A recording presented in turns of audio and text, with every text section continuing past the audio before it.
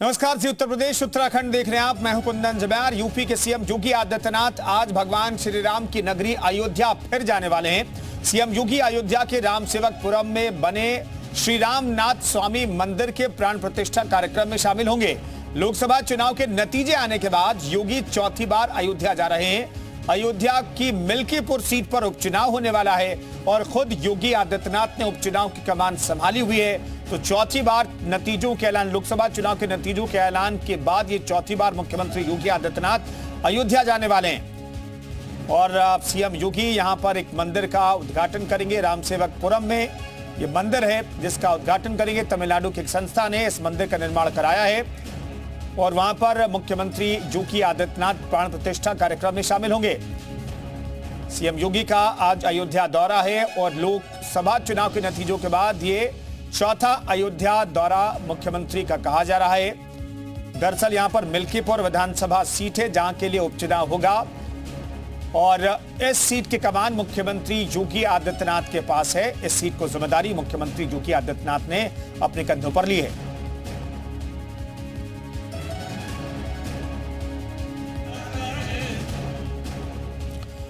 तो फिलहाल ये चार तस्वीरें आपको दिखा रहे हैं। योगी करेंगे प्राण प्रतिष्ठा।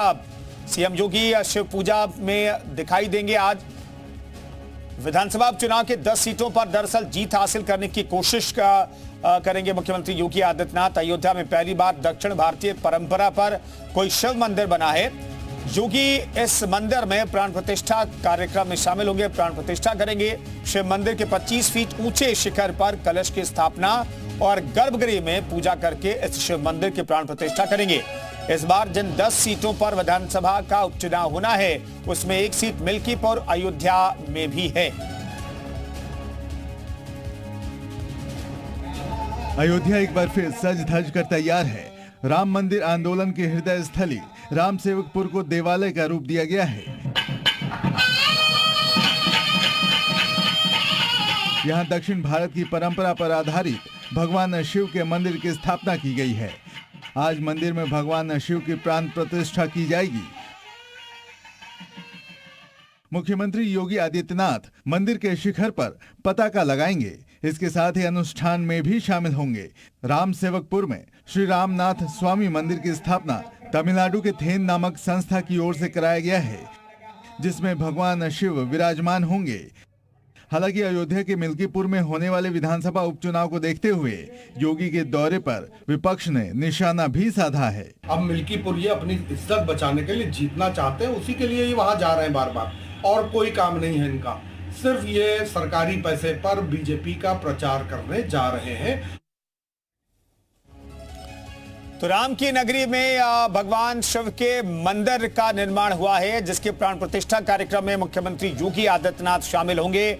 आज मुख्यमंत्री योगी आदित्यनाथ लोकसभा चुनाव के नतीजों के आने के बाद ये चौथा दौरा होगा अयोध्या का। मिल्कीपुर विधानसभा उपचुनाव से जोड़ करके भी इस दौरे को देखा जा रहा है।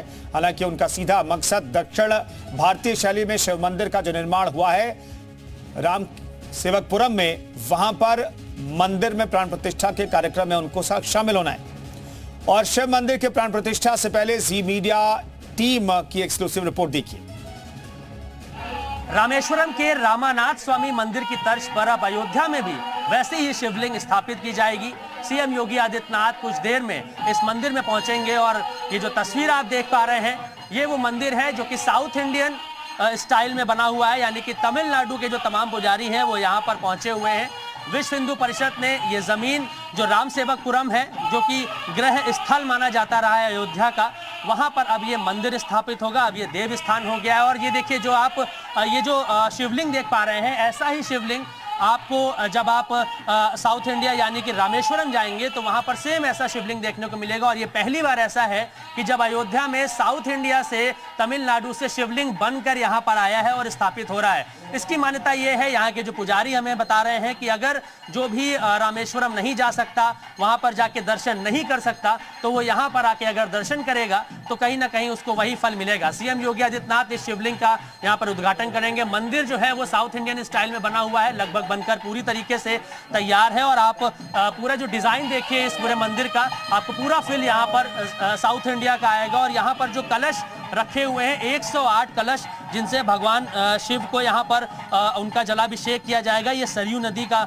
जो पानी है, पवित्र पानी है, और 108 कलश यहाँ पर मौजूद है। यहाँ पर नंदी जी आप देख सकते हैं मौजूद है। और दूसरी तरफ की तस्वीर दिखाएं, जो सामने हवन पूजन चल रहा है, यहाँ पर पूरे प्राण प्रतिष्ठा जो साउथ इंडियन स्टाइल में है वो यहाँ पर देखने को मिलेगी। और क्योंकि अयोध्या में मिल्कीपुर में चुनाव भी है, तो ऐसे में इस तरह की शिवलिंग की स्थापना करना, लगातार दौरे करना, इसके तमाम पॉलिटिकल मायने भी हैं। राम मंदिर का निर्माण तो जरूर हुआ, राम मंदिर के नाम पे चुनाव भी भारतीय जनता पार्टी ने लड़ा, लेकिन जो फायदा था वो कहीं ना कहीं अयोध्या में नहीं मिल पाया।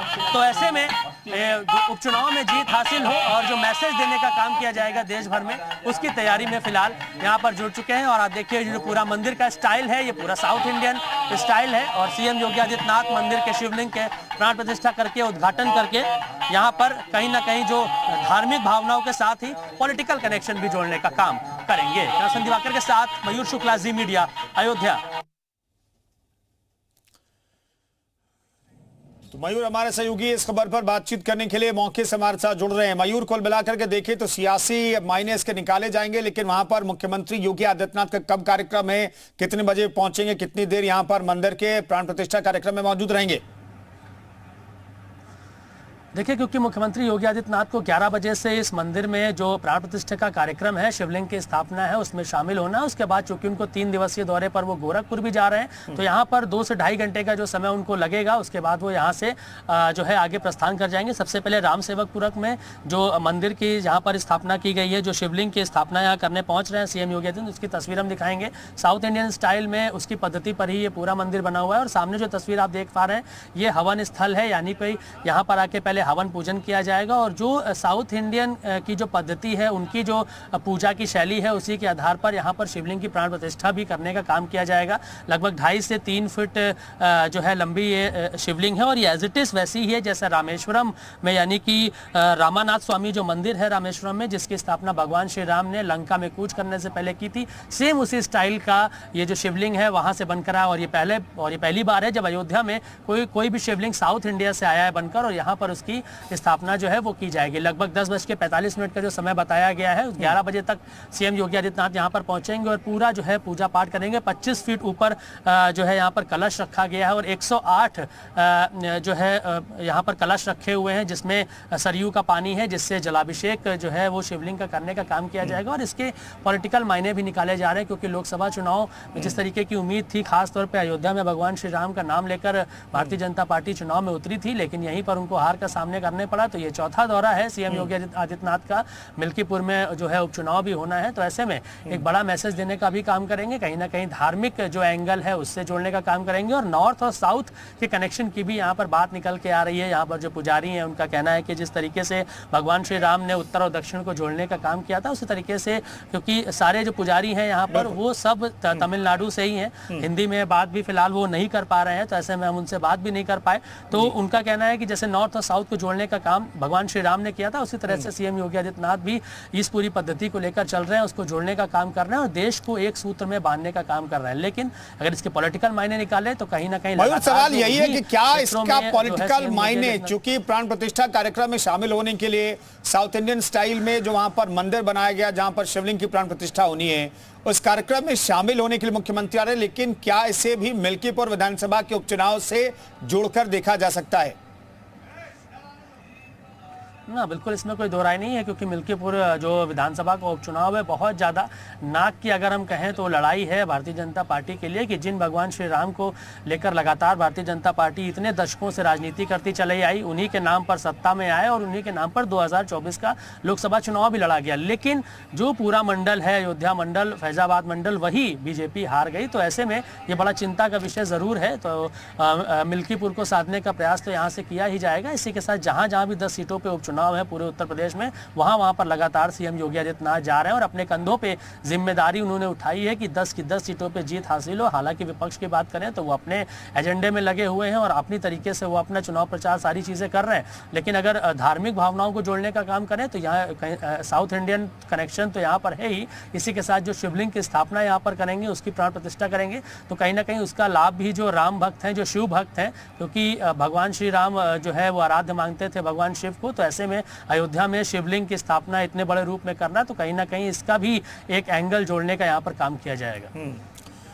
तो कुल मिलाकर के अयोध्या दौरे पर एक बार फिर से मुख्यमंत्री योगी आदित्यनाथ आने वाले हैं। सुबह 11 बजे उनका कार्यक्रम शुरू होगा। यहाँ पर दरअसल साउथ इंडियन स्टाइल में जो मंदिर बनाया गया है, साउथ इंडियन शैली में जो मंदिर बनाया गया है, शिव मंदिर ये कहा जा रहा है, रामसेवकपुरम में ये मंदिर बनाया गया। वहां की लाइव तस्वीर हमारे सहयोगी मयूर शुक्ला दिखा रहे हैं। मयूर, हम देखें तो जहां जहां पर विधानसभा उपचुनाव है वहां पर हर रोज मुख्यमंत्री योगी आदित्यनाथ का दौरा हो रहा है। पिछले 5-6 दिनों के कार्यक्रम को देखें तो हर उस जिले में मुख्यमंत्री का कार्यक्रम जरूर है जहां पर विधानसभा का उपचुनाव होना है। तो मुख्यमंत्री ने सिर्फ मिल्कीपुर, कटेरी नहीं, तमाम 10 सीटों को लेकर के मेहनत शुरू कर दी और लगातार वो मेहनत हर रोज दिखाई दे रही है।